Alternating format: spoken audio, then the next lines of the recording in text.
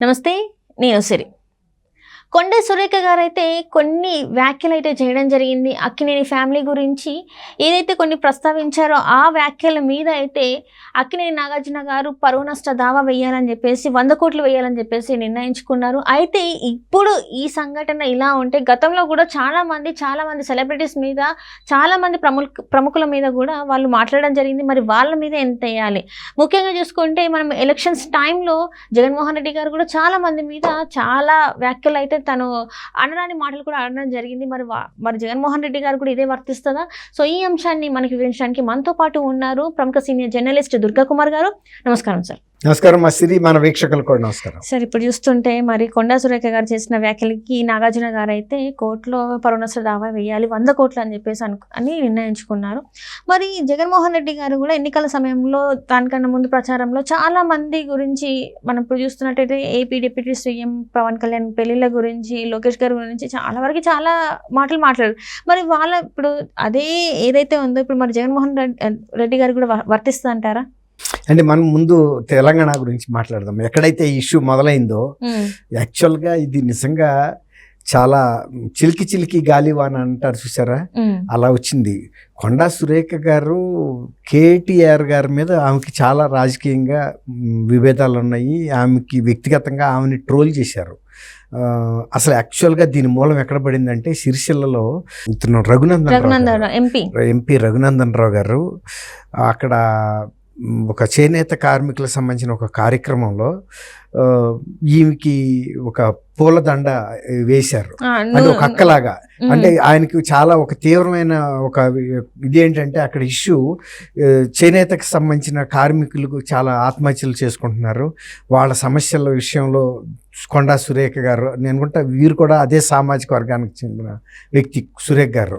అందువల్ల మీరు కూడా ఆ సామాజిక వర్గం వారు కాబట్టి ఇది చాలా ప్రధానమైన సమస్యలు ఎదుర్కొంటున్నారు. అనేక రకమైన వృత్తిపరంగా ఇబ్బందులు.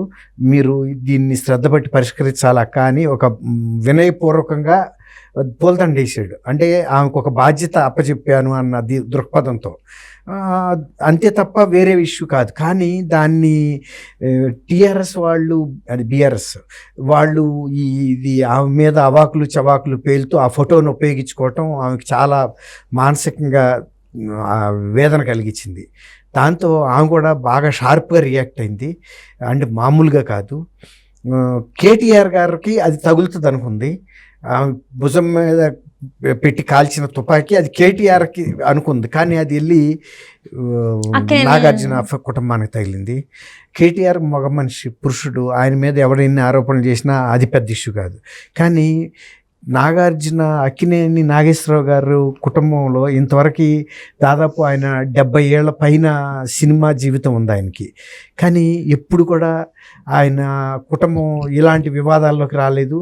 అసలు సంబంధం లేని అంశంలో ఆ కుటుంబంకు చెందిన మహిళలు విడాకులు ఇచ్చి బయటికి వెళ్ళిపోయినప్పటికీ కూడా ఆ మహిళ ఈ కుటుంబంలో ఉన్నప్పుడు కొన్ని అనైతికమైనటువంటి కార్యక్రమాలు ఈ కుటుంబం ప్రోత్సహించింది అని ఆమె అంటాం. అది కేటీఆర్ గారితో ముడిపెట్టి అంటాం.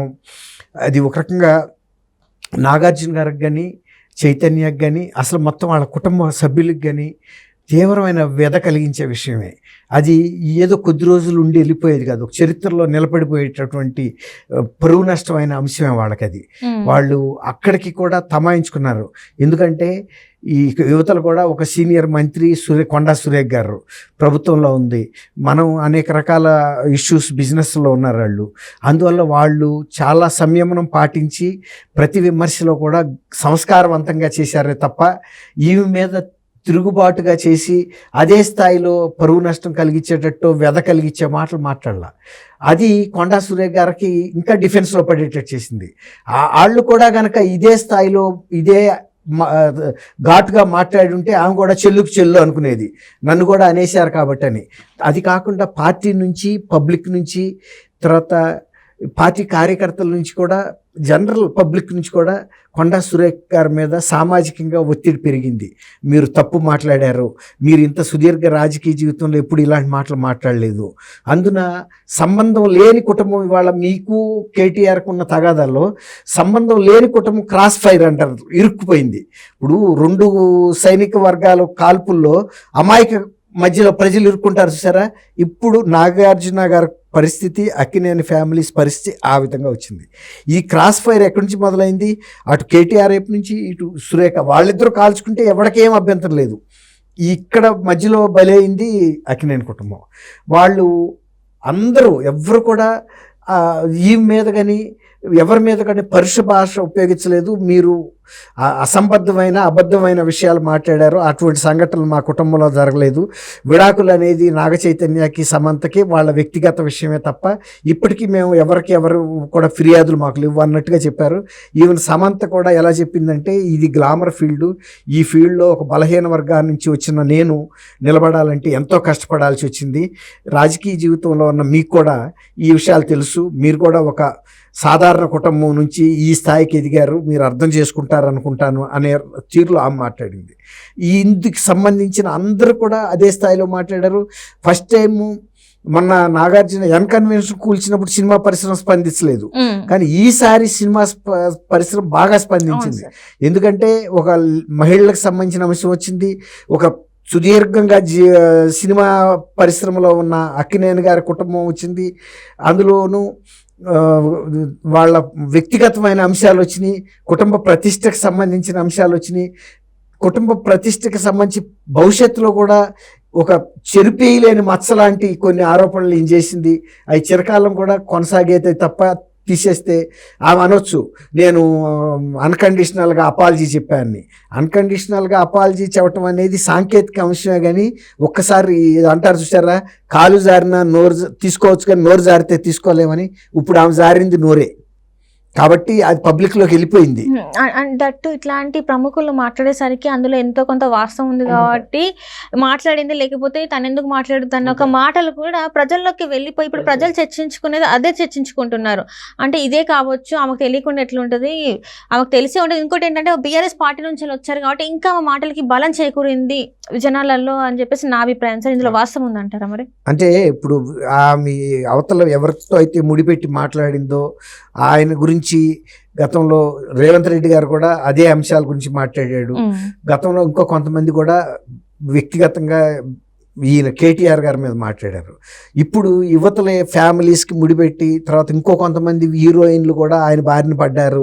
వాళ్ళకి బాధపడలేక వివాహాలు చేసుకుని జీవితంలో స్థిరపడిపోయారు, అంటే సినిమా రంగాన్ని వదిలిపెట్టి వెళ్ళిపోయారని కూడా ఆమె చెప్పింది. అయితే ఇంతకు ముందు కూడా ఈ అంశం మీద కేటీఆర్కి సంబంధించి కొన్ని చర్చలు జరిగి ప్రజల్లోకి వెళ్ళటం రకరకాల సోషల్ మీడియా యూట్యూబ్లో ఇవాళ రేపు చాలా సాధారణంగా అయిపోయింది. కాకపోతే శంకులో పోస్తేనే తీర్థం అన్నట్టు ఇవాళ సురేఖ గారు మాట్లాడటం అనేది ఇంకా కొంత మీరు అన్నట్టు అనుమానాలు పెంచినాయి, ఆపోహలు పెంచినాయి. ఇది నిజమానేమో అని ఒక ప్రజల్లో, సాధారణ ప్రజల్లో కొంత అనుమాన బీజాలు అయితే పడ్డాయి. అయితే ఇది వాళ్ళకి ఒక రకంగా చాలా అక్కినేని ఫ్యామిలీస్కి సంబంధించి వాళ్ళు గతంలో ఇప్పుడు ఇలాంటి అంశాలు బజార్లోకి వచ్చి పడిన సందర్భం అయితే లేదు. దానికి సంబంధించి ఇప్పుడు అక్కినేని నాగార్జున గారు కూడా ఇవాళ కనుక దీన్ని వదిలేస్తే రేపు ఇంకొకళ్ళు కూడా ఇలాంటి మాటలు మాట్లాడతారు. తర్వాత చరిత్రలో కూడా మా కుటుంబం మీద పడిన ఈ మచ్చను చెరపాలంటే నేను కూడా ఒక తీవ్రమైన లీగల్గా చర్య తీసుకోవాలనే ఉద్దేశం మీద ఆయన పరువు నష్టం దావా వేశాడు 100 కోట్ల రూపాయలకి. ఇప్పుడు పరువు నష్టం దావా 100 కోట్లకి వేయాలంటే చిన్న విషయం కాదు.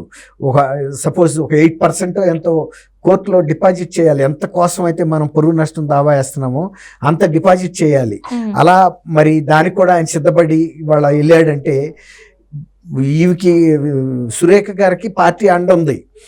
కానీ ఎంత ఉన్నా కూడా ఆమెని బేషరతుగా క్షమాపణ చెప్పమని చెప్పారు అంటే అది పార్టీ వెనకాల పార్టీకి నష్టం జరిగింది అనేది పార్టీ పెద్దలు గమనించారు, ఇక్కడ గమనించారు, ఢిల్లీలో కూడా గమనించారు. అందుకే ఆయన బేషరతుగా క్షమాపణ చెప్పించారు. ఇప్పుడు అదే స్థాయిలో అంతకన్నా ఎక్కువ జగన్మోహన్ రెడ్డి గారి ప్రభుత్వంలో మంత్రులు కానీ ఎమ్మెల్యేలు కానీ ఇప్పుడు పవన్ కళ్యాణ్ గారు మెచ్చేశారు, రజనీకాంత్ మెచ్చేశారు, తర్వాత బాలకృష్ణ గారు మెచ్చేశారు, చంద్రబాబు నాయుడు గారి భార్య భువనేశ్వరం గారు మెచ్చేశారు, నిండు సభలో కూడా చేశారు, శాసనసభలో. తర్వాత ఇంకా కొంతమంది మీద కూడా వాళ్ళు ఇలాంటి అవాకులు చవాకులు పేరారు. అసలు రజనీకాంత్ గారికి సంబంధం లేదు, ప్రజా జీవితంలో ఆయన లేడు, ఆయన ఈ రాష్ట్రానికి చెందిన భువనమ్మ గారు అసలు ఆమెకి ఎప్పుడు ప్రజా జీవితంలో లేదు. ఇంతకాలం పాటు ముఖ్యమంత్రిగా చేసిన ఆమె ఎప్పుడు తిరుమలలో శ్రీవారికి బ్రహ్మోత్సవాల టైంలో పట్టు వస్త్రాలు సమర్పించేటప్పుడు ఆయన అడుగులో అడుగేసి మౌనంగా వెళ్ళి ఒక సాంప్రదాయబద్ధంగా ఆ సెరమనీలో పాల్గొనడం తప్ప ఎప్పుడు బహిరంగ వేదికల మీద ఆమె కనపడిన మనిషి కూడా కాదు. ఆయన ఆమె మీద కూడా చేశారు వ్యక్తిగతంగా ప్రతిష్టను దెబ్బతీసేట్టుగా. ఇప్పుడు వీటిల్లో కూడా ఇప్పుడు ఆంధ్రప్రదేశ్ ప్రజల్లో ఏం చర్చ వచ్చిందంటే తెలుగుదేశం వాళ్ళు కూడా ఇలాంటి వాటి మీద తర్వాత రజనీకాంత్ గారు కానీ తర్వాత పవన్ కళ్యాణ్ గారు వ్యక్తిగతమైన జీవితం మీద చేసిన తర్వాత రజనీకాంత్ గారి గురించి కూడా చాలా డ్యామేజింగ్గా మాట్లాడారు. అలాంటి పెద్ద మనుషులు కనుక వాళ్ళు దిగితే జగన్మోహన్ రెడ్డి పార్టీలో ఉన్న కొంతమంది ఎమ్మెల్యేలు ఎవరైతే ఈ కొడాలి నాని, పేరు నాని, వంశీ, కొంతమంది రోజా ఇలాంటి వ్యక్తులు ఉన్నారు కదా, వాళ్ళ పరిస్థితి ఏంటనేది కూడా ఆంధ్రప్రదేశ్లో కూడా చర్చ జరుగుతుంది. ఇక్కడ ఇది జరిగింది కాబట్టి ఏదేమైనా ఇటువంటిది జరగాలి కూడా. ఎవరు పడితే వాళ్ళని ఇష్టం వచ్చినట్టు మాట్లాడే తీరు పోవాలంటే ఇలాంటివి కూడా కొన్ని జరగాలి. పరువు నష్టం దావా వేసి వాళ్ళతో ఆ డబ్బులు కక్కిచ్చారనుకోండి, అప్పుడు కానీ తెలియదు ఎవరి బాధ అయినా. Right sir, right sir, right. Thank you so much. Thank you అమ్మ సిరి, మన వీక్షకులు.